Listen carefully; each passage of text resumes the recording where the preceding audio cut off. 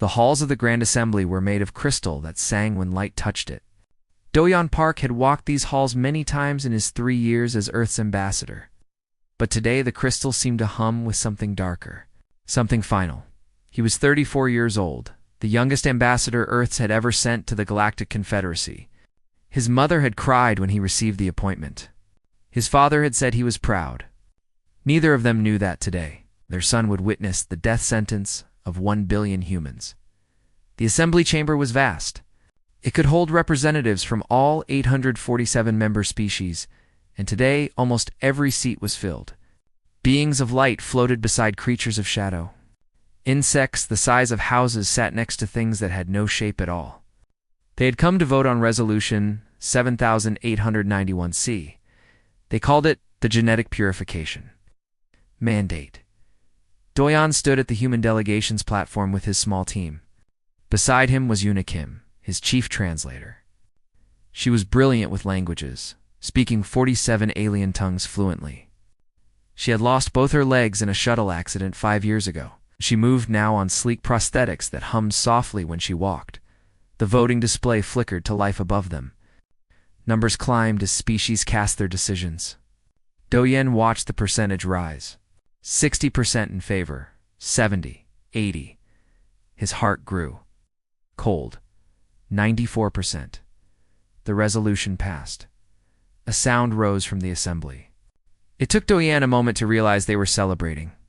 Hundreds of alien species, cheering because they had just condemned over 1 billion humans to death. The High Arbiter floated forward. Vorin was a being made of living light, ancient and powerful. His voice echoed through the chamber without need for speakers. "The resolution is passed," Vorin announced. "All member species with genetic inefficiencies, consuming more than 0.3% of planetary resources without productive output, must undergo optimization. Species have 1 solar cycle to comply." Optimization. Such a clean word for murder. Yuna's hands were shaking as she held her translation device. Do-yeon looked at her, and he understood something terrible. She was reading her own death sentence. In the eyes of the Confederacy, her missing legs made her inefficient, broken, disposable. Ambassador Park, Vorin said, turning his light toward the human platform. "Does Earth's delegation have questions about the resolution?" Do-yeon stepped forward. His voice was steady, though inside he felt like screaming. "I request permission to address the assembly." Vorin's light flickered. "You have 3 standard minutes." 3 minutes. That was all the time they would give him. 3 minutes to argue for the lives of children born different. Of elders who had worked their whole lives and now needed care. Of soldiers who had lost limbs defending their planets. Of scientists like Yuna, whose minds were brilliant, but whose bodies did not meet some alien standard of perfection. Do-yeon looked out at the assembly. He saw thousands of eyes watching him. Most of them looked bored. Some looked amused. Very few looked concerned. "You ask us to murder our own people," he began. "You use words like optimization and efficiency, but let me be clear about what you are asking. You want us to kill our children who are born with different minds. You want us to kill our parents who grow old and need help. You want us to kill our brothers and sisters who are injured in accidents, in wars, in the simple act of living?" A ripple of impatience moved through the assembly. One species, a collective of linked minds, spoke as one voice. "This is not murder. This is mercy.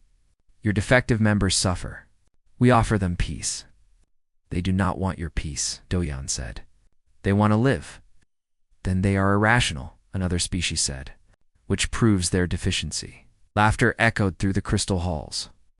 It was not cruel laughter, not exactly. It was the laughter of those who believed themselves so much wiser that they could not understand. Why anyone would disagree. Do-yeon felt something change inside him. The fear did not disappear, but something stronger rose up beside it. He thought of his grandmother who had survived a stroke and spent her last years in a wheelchair, teaching him to cook and telling him stories. She had been the wisest person he ever knew.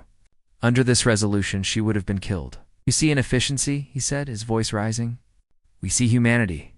You see resources being consumed. We see lives being lived. You think that worth can be measured in output? We believe that every person has value simply because they exist. Voron's light dimmed slightly. Your sentiment is noted, Ambassador. But the resolution stands. You have 1 solar cycle to comply. If you do not, the Confederacy will impose sanctions. Continued resistance will result in forced compliance. Forced compliance. They would send their ships. They would make humanity kill its own. Or they would do it themselves. Doyen looked at Yuna. Her eyes were wet, but her jaw was set. She nodded once, small and fierce. He turned back to the assembly. Then I must inform the Galactic Confederacy of Earth's decision. Voron's light flickered with interest. You have already consulted your government. I have consulted my heart, Doyan said. And I know my people. We will not comply with this resolution. We will not murder our families. We will not send our children to die because you think they are inconvenient. Then you will face consequences, Voron said. There is nowhere in this galaxy you can hide from the Confederacy, Dojan smiled. It was not a happy smile. It was the smile of a man who had just made the biggest decision in human history. Then we will not hide in this galaxy, he said. We vote to leave. For the first time, the assembly fell silent. 847 species stared at the small human ambassador, who had just said something none of them had ever heard before. Leave, Voron asked. Leave where? Anywhere you are not, Doyan said. We would rather die in the void between galaxies than live in a universe that asks us to become monsters. He turned his back on the assembly. He took Yuna's hand. Together, they walked out of the crystal halls. And the singing of the light behind them sounded like a funeral song, but it was not humanity's funeral. It was the funeral of everything they had believed about the galaxy. And from that death, something new would be born. The news hit Earth like a wave. Every screen, every radio, every device carried the same message. The galaxy had voted to kill their disabled, their elderly, their sick. And Earth had voted to run President Minho Jiang, stood before the United Planetary Council in Seoul.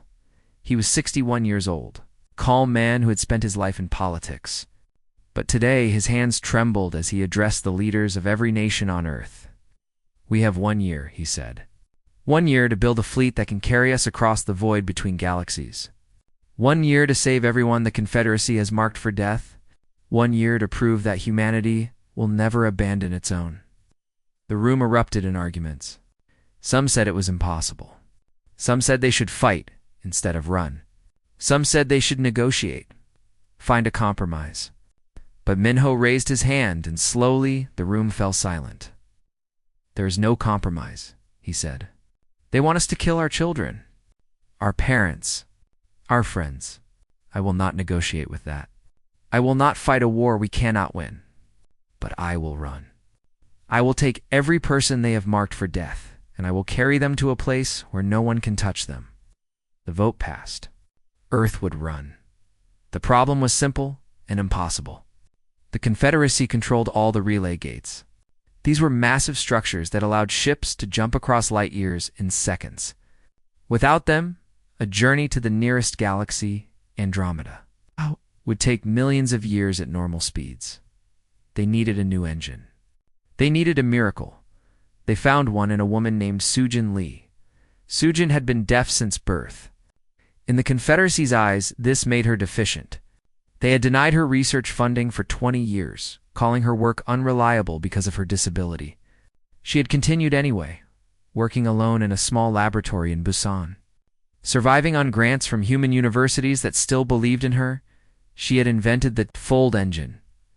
When she presented her work to the council, she did not speak. Her hands moved in sign language, and a young interpreter translated her words. The fold engine does not move a ship through space, the interpreter said, watching Sujin's flying hands. It folds space around the ship. Distance becomes meaningless. A journey of millions of light years could be completed in years, not centuries. Could be? Minho asked. You are not certain? Sujin signed her response. I am certain of the theory. I have run 10,000 simulations, but I have never had the resources to build a working engine. The Confederacy made sure of that. The council gave her everything. Every resource, every scientist, every engineer who could be spared. Sujin Lee, the deaf woman the galaxy called deficient, was given the task of saving humanity across the world. The shipbuilding began. Admiral Hunwoo Choi was placed in command of the fleet construction. He was 55 years old, a veteran of 3 conflicts, and he had lost his left arm in a battle against pirates near Jupiter. His prosthetic arm was military grade, strong enough to crush steel, but in the eyes of the Confederacy, it made him damaged goods. He stood in the Incheon shipyard and watched the skeleton of the first arc ship rise against the sky. It would be called the Defiant Heart, and it would carry 2 million people. "We need 10,000 ships," he told his officers. "We need them in 1 year. Everyone says it is impossible." He flexed his prosthetic hand. "They said I would never command again after I lost my arm. They were wrong about that, too." The whole world mobilized. Every factory shifted to ship production. Every mine worked double shifts. Every person who could contribute did so, in whatever way they could, and it was the disabled who often contributed the most. Tae-young-oh was blind. He had been born without sight, and he had spent his life learning to understand the world through sound and touch. He became the lead designer of the fleet's sensor systems. "Your visual sensors are limited," he told the engineers. "They only see what light shows them. I will teach you to see with sound, with vibration, with the subtle changes in magnetic fields. I will teach you to see like I do." His echo mapping system would later save the fleet twice during the journey. Yaren. Park had a heart condition that required daily medication. The Confederacy would have killed her because she needed medicine to stay alive. Instead, she became the head of the fleet's medical division, developing synthetic compounds that could be grown on the ships themselves. "We will not depend on anyone," she said. "We will make our own medicine. We will heal our own people. We will need nothing from the galaxy that tried to murder us." But the symbol of the resistance was not a scientist or an admiral. It was a 12-year-old girl named Yoonji Beek. Yoonji had Down syndrome. In the cold language of the Confederacy, she was among the most deficient of all. She would have been among the first to die under the resolution. Instead, she worked beside her mother, an engineer named Ji-won, helping to assemble wiring for the ships. Her small hands were steady and careful. She made fewer mistakes than many adults. A reporter found her in the Busan shipyard and asked if she understood why they were leaving. Yeonji looked at the camera. Her eyes were clear and bright. "They say I am broken," she said. "But I am not broken. I am helping to build the ships. I am helping to save everyone. Maybe they are the broken ones because they do not understand that everyone is important." The video spread across the world. It was translated into 100 languages. It reached the Confederacy, where alien species watched with confusion. They could not understand why the humans would work so hard to save those they considered worthless. But that was because they had never understood humanity at all. 6 months passed. The ships rose into orbit, one after another. 10,000 vessels, ranging from massive arc ships to small escort craft.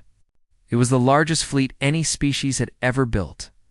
In her laboratory, Sujin watched the first fold engine come to life. It hummed with a sound she could not hear, but she felt it through the floor. Through her bones, through her heart, she signed a message to her team. "It works," the interpreter said, tears in her eyes. "The engine works. We can leave." Across the world, humanity prepared to say goodbye to the only home they had ever known. They prepared to sail into the darkness between galaxies, chasing a hope that many said was impossible. But they had already done the impossible. They had refused to kill their own. And that was just the beginning. The fleet hung in orbit like a river of stars. 10,000 ships, each one carrying a piece of humanity's hope. From Earth's surface, they looked like a second sky, a constellation that had not existed 1 year ago. Jiho Song stood on the bridge of the Defiant Heart, staring at star charts that would have driven most navigators mad. The void between galaxies was not simply empty space. It was filled with radiation storms, gravitational traps, and dangers that no one had ever mapped, because no one had ever been foolish enough to try crossing it. Jiho was 31 years old. He was autistic, and his mind worked differently from most people. Where others saw chaos in the star charts, he saw patterns. Where others saw random dangers, he saw paths. The route will take us through 17 major hazard zones, he told Admiral Hyunwoo. But there are gaps in the radiation. Moments when the gravitational currents align. If we time our movements perfectly, we can slip through. If we do not time them perfectly, Hyunwoo asked. Then we die, Jiho said simply. He was not good at softening hard truths. But I see the patterns. I will guide us through. Hyunwoo looked at the young navigator. The Confederacy would have killed this man for being different. Instead, he was the only person in the galaxy who could see the path to freedom. I trust you, Hyunwoo, said Dachiho nodded. Trust was simpler than most things. You either had it or you did not. The day before departure, an uninvited guest arrived. Ambassador Voron materialized on the bridge of the Defiant Heart in a flash of light. His crystalline form pulsed with cold radiance as he surveyed the human command center. Captain, Yon wheeled herself forward to face him. She was 50 years old, and she had commanded ships for 30 of those years. A spinal injury had put her in a wheelchair at 40, and the Confederacy had immediately declared her unfit for command. Earth had disagreed. You were not invited aboard my ship, she said calmly. I do not need invitations, Voron replied. I am the voice of the Confederacy. I have come to deliver a final message, then deliver it and leave. Voron's light shifted and something almost like emotion passed through his form. Pity, perhaps. Or confusion. You will die in the void, he said. The journey you attempt has never been completed by any species. The distances are too vast. The dangers are too many. Your weak and broken will die first, and then the rest will follow. Hannah's expression did not change. We are aware of the risks. Then why do you go? Voron asked. We offer mercy, a quick end. No suffering. Your defective members would simply fall asleep and never wake. Is that not kinder than what you are choosing? You call it mercy, Hannah said. We call it murder. You are being emotional. Yes, she agreed. We are. That is what makes us human. She wheeled closer to the being of light. She was small in her chair, fragile looking, but her eyes held a fire that made Voron's light flicker. You want to know why we go? She said. I will tell you. We go because we would rather die free than live as murderers. We go because every person on those ships deserves a chance to see the stars, even if it is their last sight. We go because you looked at our children and called them broken, and we refuse to believe you. You will fail, Voron said. Perhaps, Hannah replied. But we will fail together, and that is something your Confederacy will never understand. Voron was silent for a long moment. Then his form began to fade. When you are dying in the void, he said, do not beg us for rescue. You have made your choice, Hannah agreed. Now get off my ship. The being of light vanished. Hannah sat in the silence that followed, and then she began to laugh. It was not a happy laugh, but it was not sad either. It was the laugh of someone who had finally stopped being afraid. That night, Earth held its breath. 8 billion people remained on the planet. The fleet could not carry everyone, and many had chosen to stay. They would tend the world, keep humanity's first home alive, and wait. Perhaps the Confederacy would punish them? Perhaps not. They did not know, but they knew they would remember. Ambassador Doyan stood at the observation deck of the Defiant Heart. Looking down at the blue sphere that had been humanity's home for 200,000 years, beside him stood Yuna, her prosthetic legs gleaming in the starlight. Are you afraid? She asked. Yes, he admitted. Are you? Terrified, she said, but also proud. I never thought I would see something like this. Something like what? Humanity refusing to be cruel, she said. Humanity choosing love over survival. Doyan took her hand. Below them, Earth cities glittered like scattered jewels. Billions of people were looking up, watching the fleet. Saying goodbye at midnight UTC. Doyan's voice echoed across every ship in the fleet, across every radio on Earth, across every corner of human civilization. "We do not leave in defeat," he said. "We leave because the galaxy asked us to become monsters, and we chose to remain human. We carry with us every person they marked for death. We carry with us the belief that no life is worthless. We carry with us the hope that somewhere out in the darkness, there is a place where we can build something better." He paused, and his voice grew soft. "To those who remain on Earth, remember us. To those who sail with us, I am honored to stand beside you. To the Confederacy that tried to break us, watch carefully. We will show you what humanity is made of." The fold engines hummed to life. 10,000 ships shimmered with light that was not quite light, energy that bent the rules of space itself. On Earth, billions watched as the fleet began to glow. Children pointed at the sky. Elders wiped tears from their eyes. Families held each other and whispered goodbyes. And then, in a flash that split the darkness, the fleet was gone. The sky was empty. The river of stars had vanished.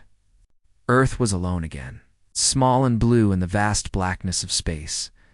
But somewhere in the void between galaxies, 10,000 ships sailed toward an impossible hope. They carried the weak and the strong, the young and the old, the whole and the broken. They carried everyone the Confederacy had marked for death. They carried humanity, and they would not stop until they found a new home. The void was darker than anyone had imagined. No stars, no planets.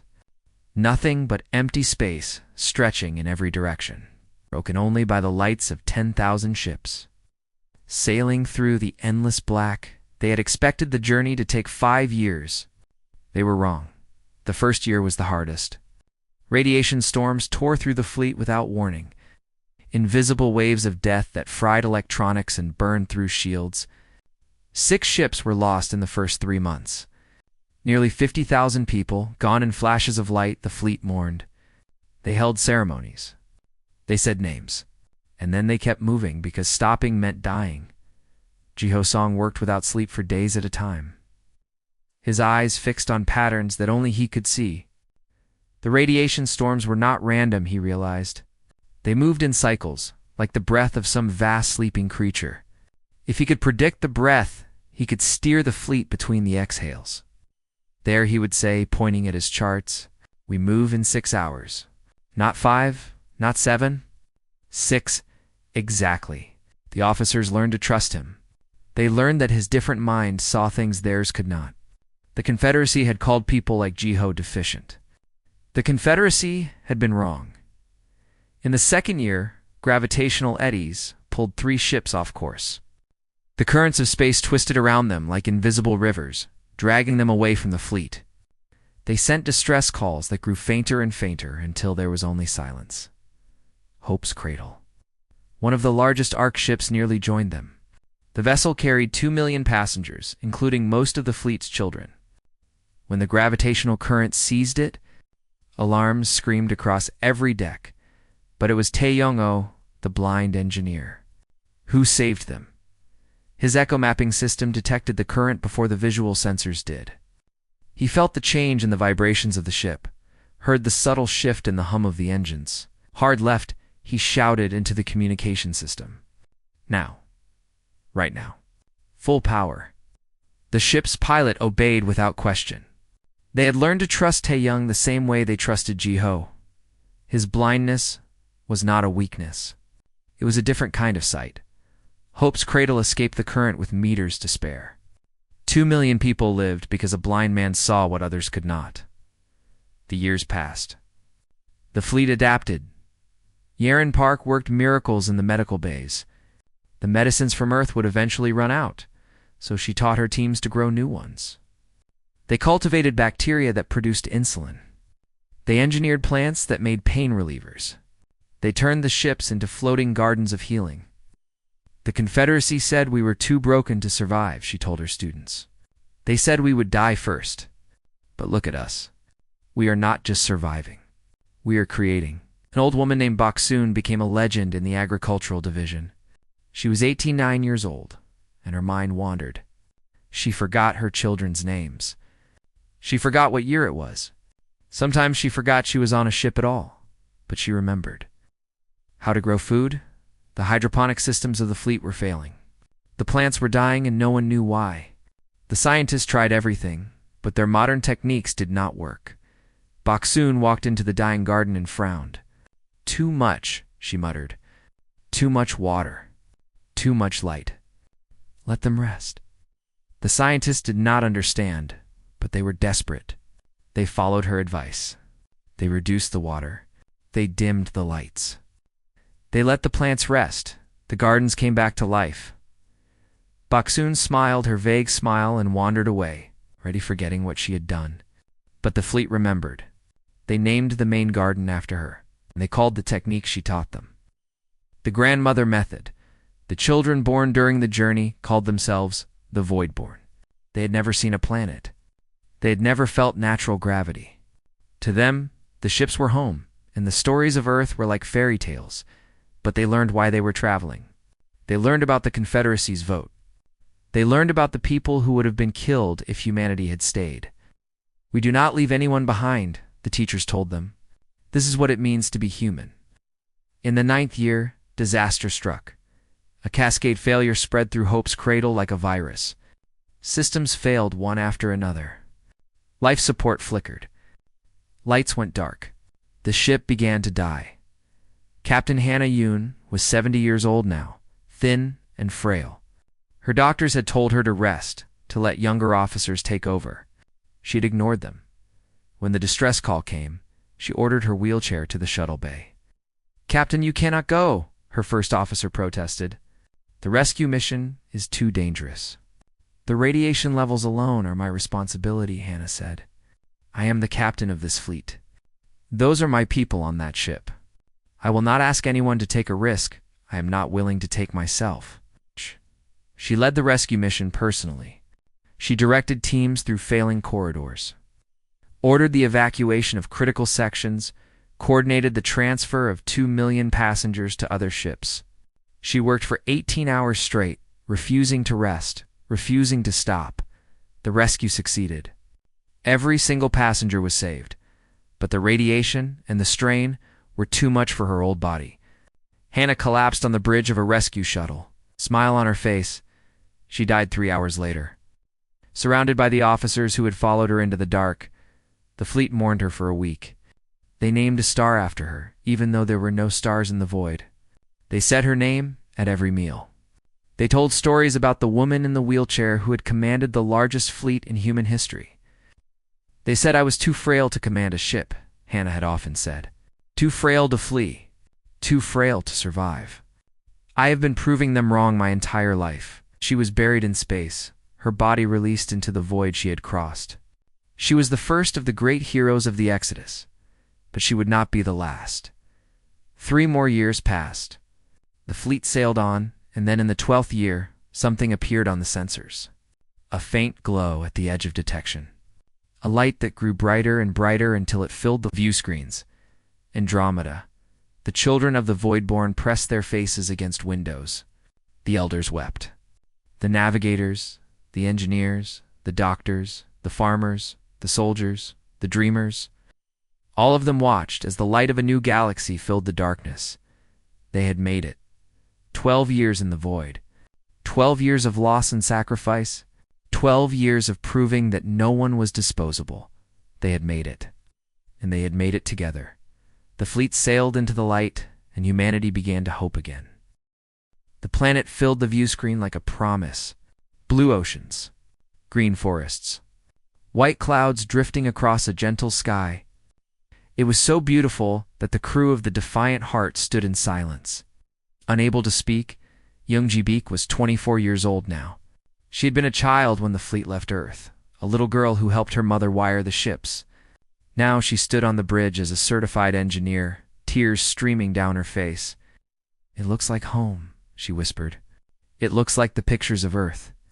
The scouts had found the planet 6 months ago. They had named it New Seoul, after the city where humanity had decided to run. Its air was breathable. Its water was clean. Its forests swayed in winds that smelled like life. It was everything they had hoped for. Ambassador Do-yeon was gray-haired now, his face lined with the years of responsibility. He had led the fleet through darkness, through loss, through moments when hope seemed like a distant dream. He had spoken at the funerals of thousands. He had celebrated the births of thousands more, and now he stood at the door of a shuttle. Looking at the world that would become humanity's second home, Una stood beside him. Her prosthetic legs had been replaced many times during the journey, each version more advanced than the last. She had helped design the newest ones herself. "Are you ready?" she asked. "I have been ready for 12 years, he said. "I have dreamed of this moment every night." The shuttle descended through clouds that parted like curtains. Below, the land spread out in endless green, broken by rivers that sparkled silver in the light of a new sun. When the shuttle touched down, Doyan was the first to step outside. He knelt and pressed his hands to the soil. It was warm and soft, filled with life he could feel even through his fingers. He looked up at the sky, at the strange patterns of stars that would become familiar, at the future that stretched before humanity like an open road. "We made it," he whispered. "All of us." Una knelt beside him. "All of us," she agreed. The settlement grew quickly. Humanity had learned much during the long journey. They applied every lesson to building their new home. They built cities with ramps alongside every staircase. They created systems with audio descriptions and visual displays. They designed spaces that welcomed every kind of body, every kind of mind. Accessibility was not an afterthought. It was the foundation. "We will not build what they built," the architects said. "We will not make the mistakes of the Confederacy. Here, everyone belongs." The hospitals used Yaren Park's techniques. The farms used grandmother Baksun's methods. The navigation systems used Ji Hosong's patterns. The sensor arrays used Taeyong-o's designs. Everywhere you looked, the contributions of those the Confederacy had called deficient shaped the new world. Dr. Sujin. Lee lived long enough to see the first children born on New Seoul. She was 91 years old, her hands still speaking when her voice could not. She visited the nursery and held a newborn girl whose parents had both been marked for death under the old resolution. "She is perfect," Sujin signed, looking at the child with eyes full of wonder. "They are all perfect." She passed peacefully in her sleep 3 months later. The entire planet mourned. They named the greatest university after her. They carved her words above the entrance. "The Confederacy called me deficient. I gave humanity the stars." New Seoul became the heart of a growing civilization. Humanity spread across the Andromeda galaxy, building colonies, exploring new worlds, becoming something greater than they had ever been in the Milky Way. And then, the message came. A transmission from across the void, from the galaxy they had left behind. The Confederacy had noticed humanity's new civilization. They had detected the energy signatures of fold engines in Andromeda. They had been watching. The message was from the new High Arbiter. Vorin was gone, replaced by a being called Sereth. The tone was different from what humanity remembered. There was curiosity. There was something that might have been respect. "We invite humanity to rejoin the galactic community," the message said. "Your survival has revised our understanding of genetic efficiency. Your civilization has achieved what we believed impossible. We wish to learn from you." The Andromedan Confederacy of Humanity convened a vote. Billions of people across dozens of worlds watched and waited. President Min Ji-yoon stood before the assembly. She was the granddaughter of Captain Hannah, born deaf like the great scientist Sujin, and she led her people with the same fierce love that had driven her grandmother. To cross the void, her hands moved in sign language, and her words were projected across 100 worlds. "They offer us a place among them," she signed. "They say they have changed. They say they want to learn. Perhaps they are sincere. Perhaps they have finally understood what we tried to tell them all those years ago." She paused, and her eyes swept across the assembly. She saw humans of every kind. Those with missing limbs, those who could not see or hear, those whose minds worked differently, those who were old, those who were young, all of them together, citizens of a civilization they had built with their own hands. "But we remember," she continued, "we remember the vote that said our families were worthless. We remember the journey that proved them wrong. We remember Captain Hannah, who gave her life to save 2 million people. We remember Grandmother Boksoon, who taught us to grow food. We remember Taeyong, who saw with sound. We remember Jiho, who found patterns in chaos. We remember Sujin, who gave us the stars. Her hands moved faster, her expression fierce. We will not rejoin those who asked us to murder our own. But neither will we become what they were. We will not close our doors. We will not hide. Let them come to us, if they wish. Let them see what humanity builds when we refuse to abandon each other. Let them learn what the Milky Way forgot. The vote was unanimous. The response was sent. You voted to kill us. We voted to leave. Now we vote to remember and to build something better. You are welcome to visit our worlds. You are welcome to learn from our people. But you will never rule us again. We are the Andromedan Confederacy of Humanity, and we answer to no one but ourselves. The transmission ended. Across Andromeda, humanity cheered in the years that followed. Visitors came from the Milky Way. They walked through cities built for every body. They met scientists the Confederacy would have killed. They watched children who would never have been born playing in gardens that would never have grown.